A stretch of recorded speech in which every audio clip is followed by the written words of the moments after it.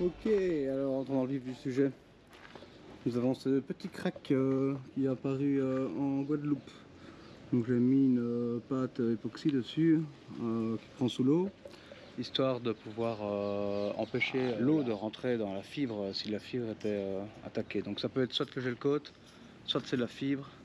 Et si c'est de la fibre, ça va être un peu plus chiant parce qu'il va falloir pallier au problème. J'ai l'impression que c'est un petit peu fendu en plus. Voilà. On voit ici, moi j'étais revenu avec la résine jusque là, je crois. Jusque là. Et puis là, on voit que c'est un petit peu repris. On voit que la résine a un petit peu craqué, mais bon, c'est peut-être aussi parce que ça bouge. Il y a aussi une petite trace ici qui est bizarre. C'est comme si on avait pris une ligne de pêche ou un truc genre un filet, mais je suis pas sûr qu'on ait pris, on s'est jamais rendu compte de rien. Donc voilà, là je vais poncer et je vais aller jusqu'à la fibre pour voir si la fibre est fendue ou pas.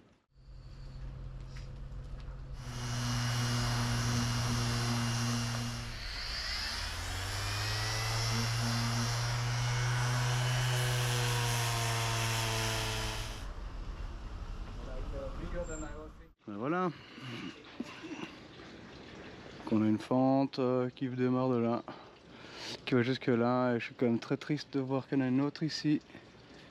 On va voir qu'on va sécher, il faudra peut-être que quand ça va sécher, là je vais te mouiller un petit peu pour enlever la poussière. À mon avis ça s'ouvre un peu plus là, donc je vais devoir ouvrir tout ça. Là c'est blanc, quand c'est blanc, c'est qu'il y a eu de l'humidité dans la fente, ça pue du cul.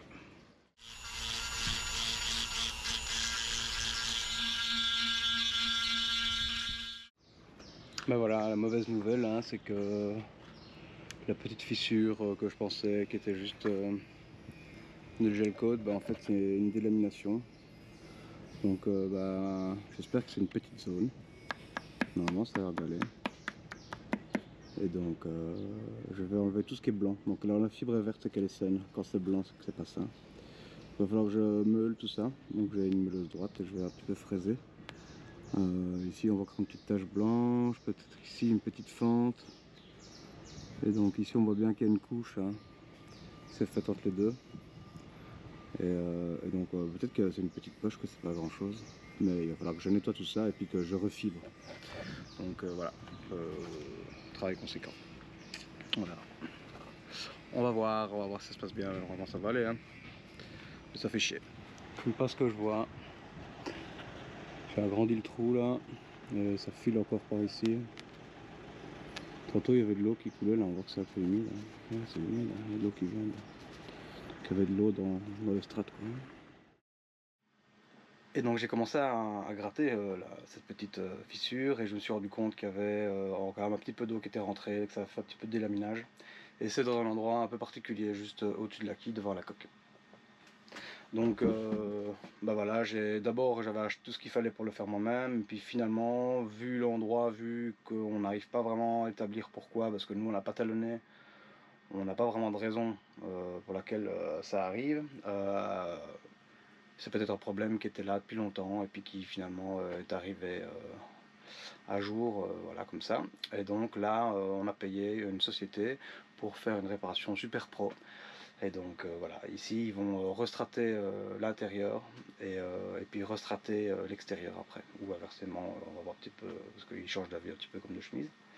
Et donc voilà, moi mon but maintenant, ça va être de démonter un maximum de choses. Donc la fissure elle se trouve devant le pied de main, ici. Et alors moi je vais devoir démonter au minimum cette partie-ci et au maximum tout le carré. Donc voilà, je vais voir un petit peu en démontant ce qui est faisable, ce qui n'est pas faisable. Moi je préférerais pouvoir démonter, en fait le problème c'est que le panneau de sol ici c'est en une seule pièce. Et donc il y a deux solutions. Soit je démonte tout, je garde le panneau en une seule pièce, hop, je relève tout. Et puis là on a accès à cette zone-ci. Donc ici là il y a un panneau. Et puis là il y a un autre panneau, mais le panneau là il fait toute la longueur.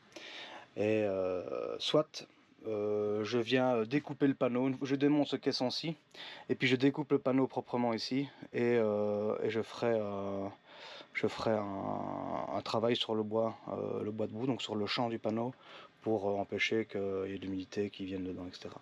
Donc voilà, il y a deux solutions, on verra un petit peu sur quoi on va tomber au fur et à mesure du démontage.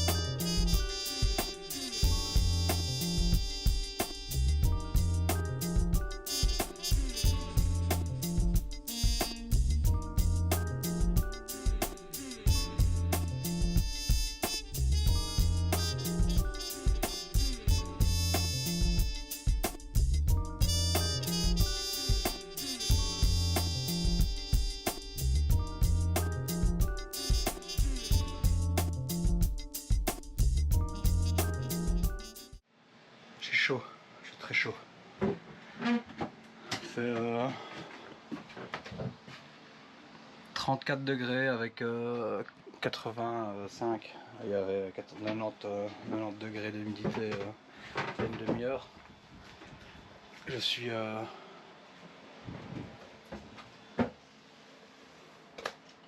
peu mouillé.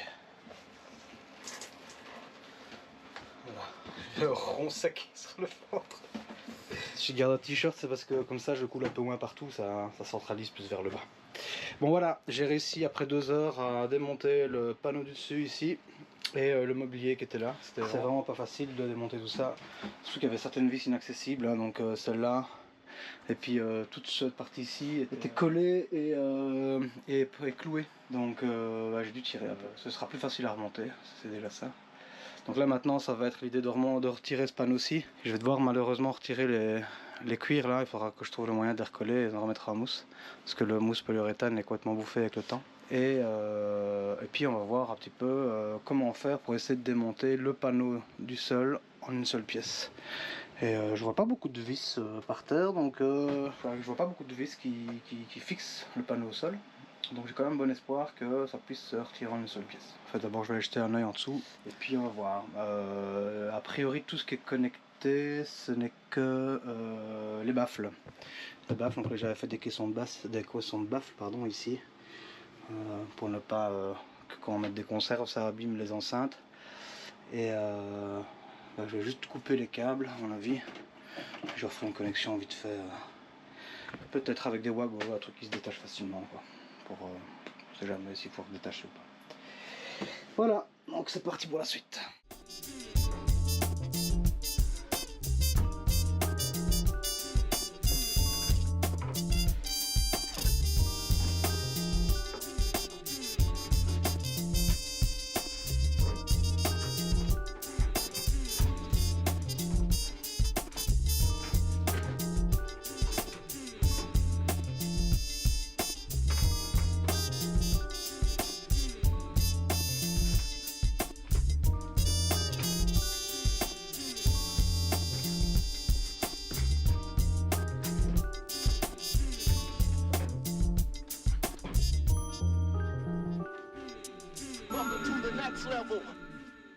L'idée c'est il y a une ligne là, hop, qui va jusque là, clac, clac, clac, jusque là au bout.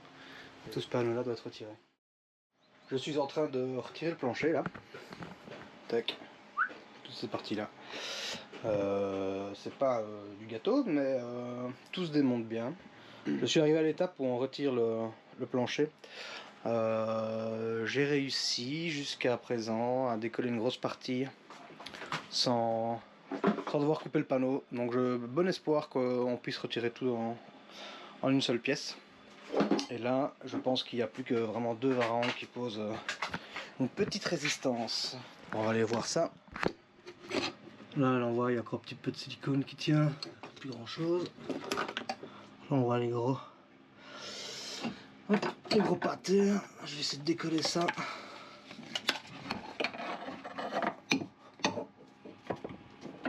C'est plus grand chose, mais ça fait quand même une petite résistance.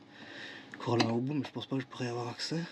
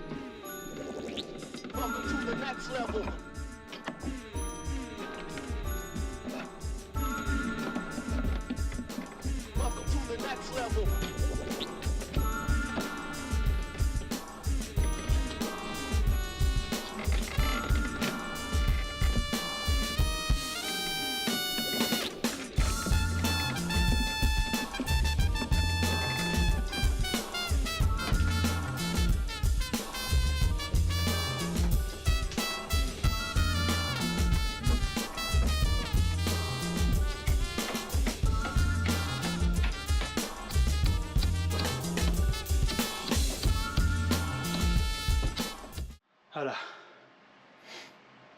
j'ai réussi à décoller ce putain de plancher. c'est fait. Ça m'a pris 5 heures pour le désolidariser. Et il fait bon, il fait assez chaud, on n'a pas froid. Donc voilà, il m'aura fallu 5 heures pour le désolidariser. Là je vais m'arrêter parce que je suis épuisé. Demain je vais retirer, j'espère que le frigoriste viendra pour pouvoir débrancher le frigo. Et puis dès qu'il est passé, je pourrai démonter le reste, retirer tout le plancher. J'espère que je pourrai le faire en une seule pièce. A priori il n'y a pas trop de soucis. Par contre il va falloir que je fasse de la place pour ranger. C'est le boxon.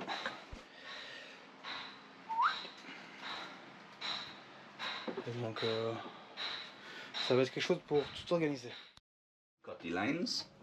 I will cut it because there is like this connection. Maybe we can unscrew it. Oh, okay, yeah, we can do that too. I think it's better. Yeah, let's see. There is any risk with the gas? Risk? Yeah. No, no risk. It's not flammable. It's not toxic or flammable. No. Okay. I mean, it's not going to inhale, but that's why I put it into water. Okay.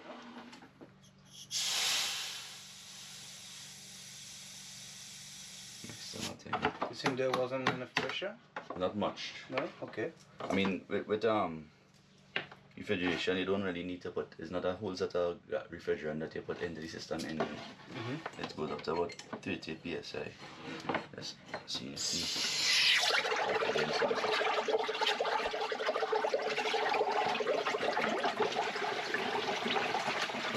Doing this way, it kind of drowns out the refrigerant and the gas from escaping, and it's not much.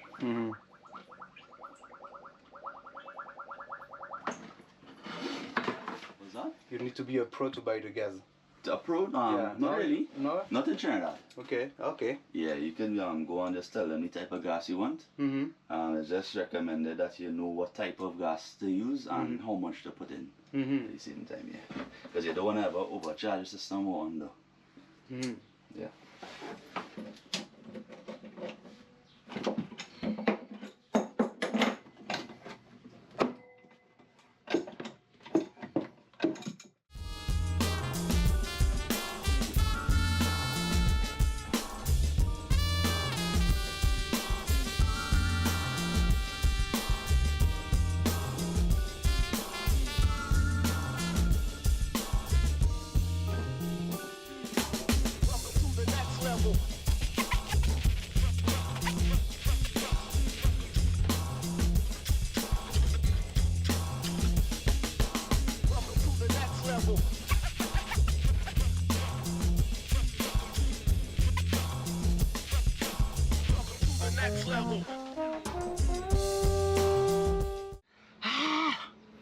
Putain, je suis content.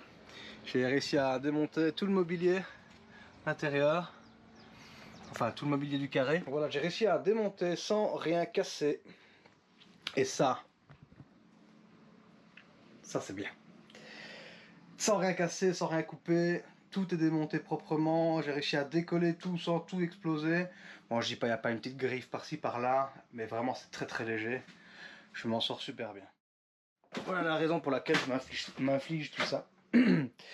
C'est que donc de l'extérieur on a une petite fente qui est apparue. Et ici en fait on avait une petite fente mais qui donne dans un compartiment étanche, enfin qui était étanche. Donc c'est à mon avis, il y a la même chose que ça dans toute la quille ici. Hein. Donc là c'est... Oui. Là c'est creux. On voit un de mes boulons de quille. Et là, c'est bien creux.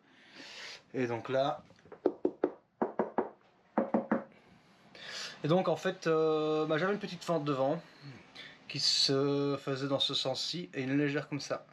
Et quand j'étais gratté, j'ai vu qu'il y avait une délamination et qu'il y a une fente qui est partie par là.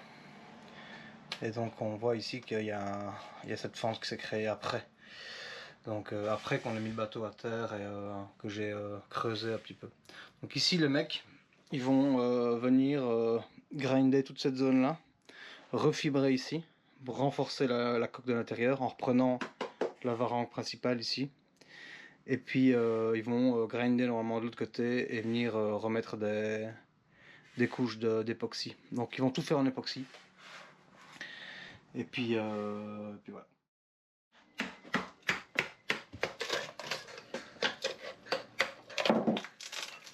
Wow. Ok. I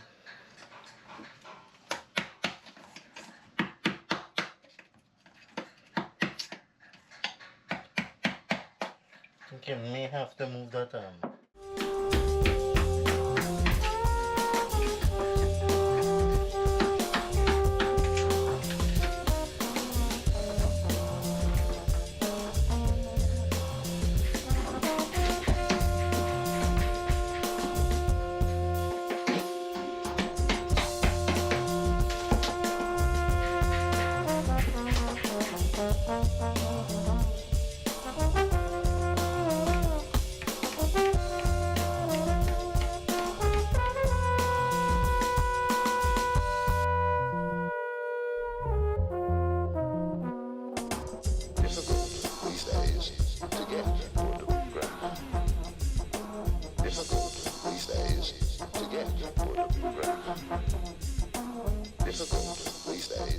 Faisons le point. Donc le problème, c'est qu'il y a une fente. Ça, on savait déjà. La fente, c'était un septum. Donc on avait un problème qu'on pensait structurel, qui finalement n'est pas un problème structurel. C'est un problème de conception. Et donc, à l'avant, ici, on a un petit trou devant le pied étambré. C'est ça, le pied étambré? Je confonds tout le temps. Donc ici, on a un petit trou. Au fond, la boule, ce qu'on voit, c'est un des boulons de quille. Ici, il y avait un petit bout de panneau en bois qui fermait ce petit réceptacle. L'intérêt de ce petit panneau en bois, c'est que l'eau ne rentre pas ici, qu'elle s'écoule vers le petit trou pour aller dans le puits de quille qui est ici avec la pompe de cale. Sauf que, avec le mouvement du bateau, c'est un peu souple quand même. Le panneau étant juste straté sur une des faces et pas entièrement, donc ils n'ont pas été straté le panneau pour le mettre, ils ont juste mis un haut de panneau, ils ont straté dessus. Ce qui fait qu'il y a des petites fentes qui sont faites, l'eau est rentrée, c'est rempli de flotte à un moment ou l'autre, à mon avis il y a très longtemps. Et puis ça a tout doucement dégradé la fibre autour. Donc du coup, à un moment ça a commencé à tellement abîmer la coque que ça s'est fendu. On voit toutes les petites fentes qui sont là. Et moi j'ai eu une petite fente verticale, d'où la fente verticale. Donc tout ça en fait c'est dû à ce problème d'humidité. Donc ce qu'on va faire, c'est qu'on va, le monsieur il a grindé une partie, on va faire 3-4 couches ici d'époxy pour reprendre le tout. Et à mon avis ce qui serait bien c'est de, ici on a une petite fente aussi, là, c'est la même chose, ça, un panneau en bois qui referme une cavité. Pour moi c'est fendu parce qu'il y a une infiltration d'eau, parce qu'il y a une réserve de flotte là en dessous. Donc je pense que ouvrir ceci pour le traiter, c'est pas plus con. Donc voilà, c'est une bonne et une mauvaise nouvelle en même temps. La mauvaise c'est que c'est toujours mouillé, donc on va pas pouvoir réparer ça directement demain comme vous voulez le faire. La bonne nouvelle c'est que c'est pas tout le bateau qui devient mou quoi. C'était vraiment un point d'humidité bien précis qui, voilà, la résine elle est même pas peinte. Donc fatalement l'eau passe à travers, parce que c'est du polyester je pense. Et donc c'est pas étanche et ça laisse passer l'eau quoi.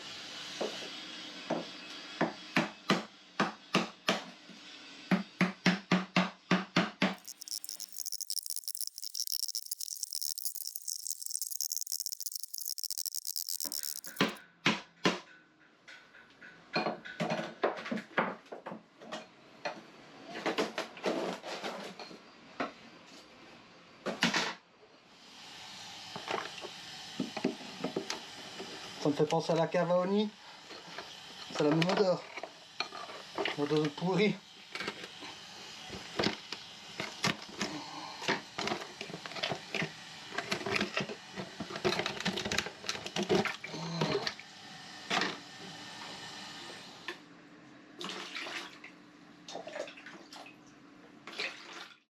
Grand jour. Aujourd'hui, les mecs vont poncer l'extérieur du bateau avant de refibrer. Donc là, ici, on est toujours en train de sécher. Ça fait 5 jours qu'il y a cette lampe chauffante, là, une lampe halogène, qui chauffe la zone où on a découvert la flotte. Donc voilà, moi j'ai ouvert ici le centre. Donc voilà, l'idée ça va être de réparer l'extérieur, de refaire une grosse couche bien rigide et puis venir réparer seulement l'intérieur pour prendre la partie un petit peu abîmée en sandwich. Voilà, c'est parti.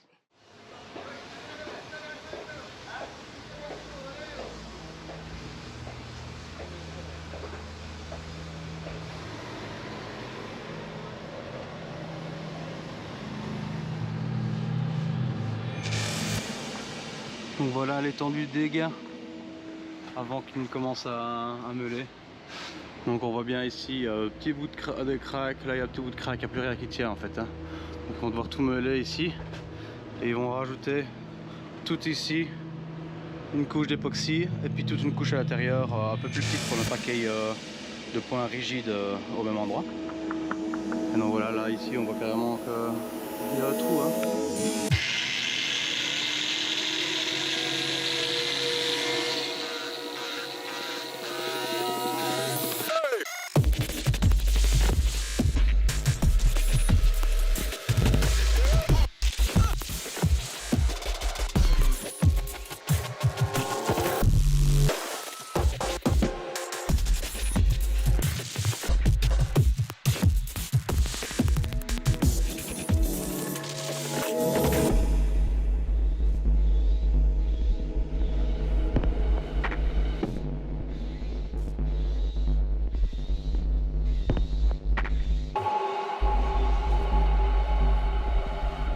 On voit bien la délamination ici. Hein.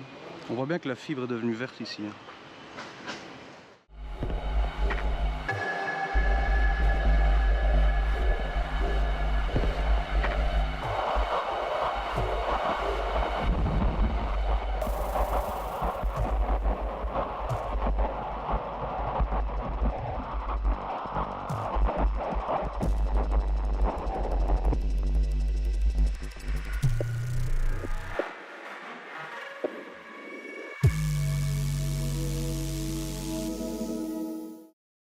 Yeah, you just fill the epoxy and then after you put the... Yeah. That's all the voids that uneven. Mm-hmm. So that I just fill them in so that the glass goes down a little more smooth. This here is milk fiber and silica. Okay. I'm pretty sure if I do that, I step in it. Sometimes I do, I know.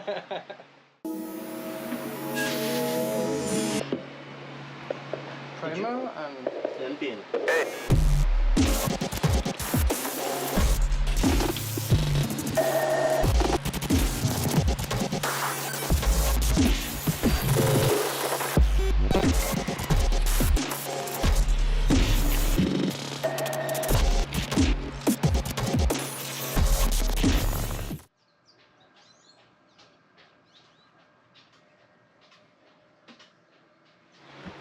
on reflotte.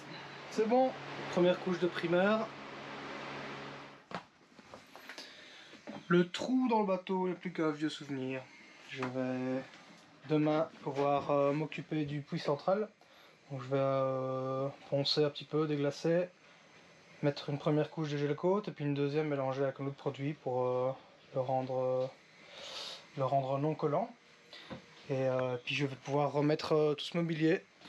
Et donc je vais d'abord fixer ceci et puis la suite suivra plus tard. Mais dans un premier temps je vais pouvoir remettre les planchers et pouvoir me remouvoir dans le bateau. Et ça va vraiment changer la donne parce que là c'est le bordel et c'est un peu pénible à vivre.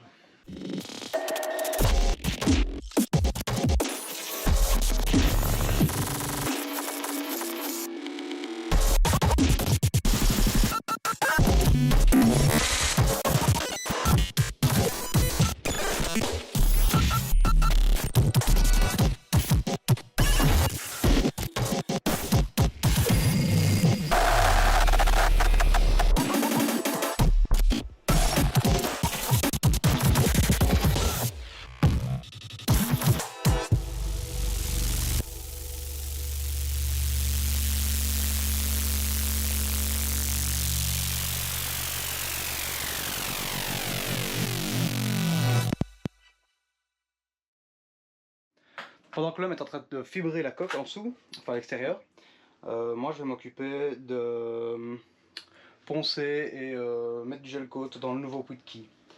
Donc voilà, hop, here we are. Je vais poncer cette zone là et puis arrondir un peu tous les angles. Puis je vais, une fois que j'aurai bien poncé tout, je vais mettre une couche de gel coat pour commencer, et puis une couche de gel coat mélangée avec un autre produit, histoire que ce soit sec, sinon le gel coat il reste collant. Bon mais y a pas de jus. J'ai encore rien foutu, je suis en train de suer sa mère. Dégouline ça. Je sais plus quoi, alors que 35 degrés.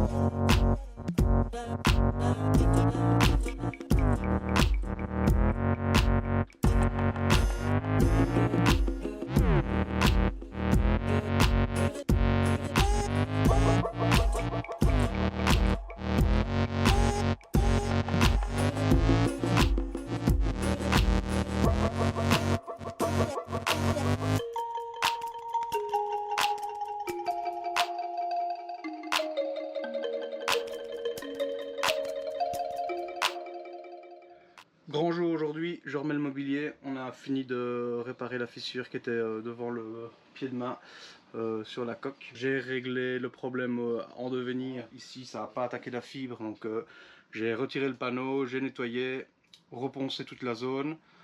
J'ai mis 2 couches de polyester et puis 2 couches de gel coat, histoire que ce soit étanche. Donc j'ai mis 2 couches de polyester pour combler les trous, donc il y a des petites fissures parce que quand ils ont fait la coque, ils ont mis les restes de résine dans le trou et fatalement, vu que c'est dense et que c'est pas fibré, ça se fend. Donc pour éviter que de l'eau ne rentre là-dedans, J'ai remis du polyester pour combler les trous et comme ça on a une belle zone bien propre. Là maintenant l'idée ça va être de remettre les câbles comme il faut. J'avais coupé les câbles audio, c'est surtout le frigo et l'alimentation de la prise 220 volts. Je me suis fait jeter 3-4 fois d'ailleurs avec la prise parce que c'est encore un truc comme ça avec des sucres là. Je sais pas, il y a une perte et je me fais jeter. Il y a 2 fois j'avais les pieds dans l'eau en plus. Ah bon, je suis toujours là. Donc voilà, là je vais remettre le mobilier, on est dimanche. Demain lundi, il y a le frigoriste qui viendra pour me le raccorder. J'ai remis un petit peu de peinture époxy ici parce que c'était un petit peu pourri. Il y avait une infiltration là. Et on a eu un problème d'infiltration ici, donc à mon avis l'eau elle coulait. Bon, le problème est réglé, mais alors le problème d'infiltration est réglé, mais alors le problème que ça a créé ne l'était pas. Donc maintenant tout est bon. J'ai nettoyé tout, donc tout ça c'est du propre. J'ai gratté la mousse, j'ai tout nettoyé. J'espère que ça sortira un peu moins mauvais. Parce qu'il y avait quand même des moments où ça sortait un petit peu bizarre. Et voilà, on va remettre le meuble, c'est parti.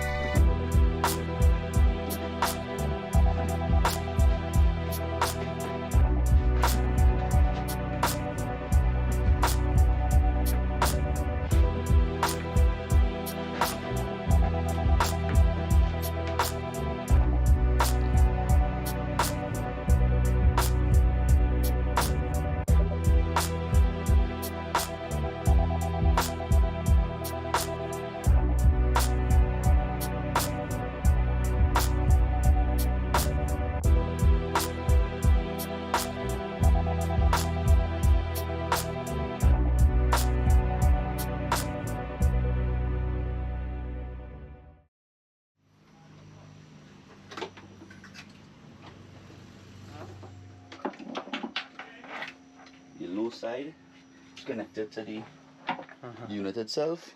Yes. Right? Yes. And then we have finished vacuuming the system. This same line will go onto this Ah ok. to gas it up. Ok, ok. Once we remove everything from the system.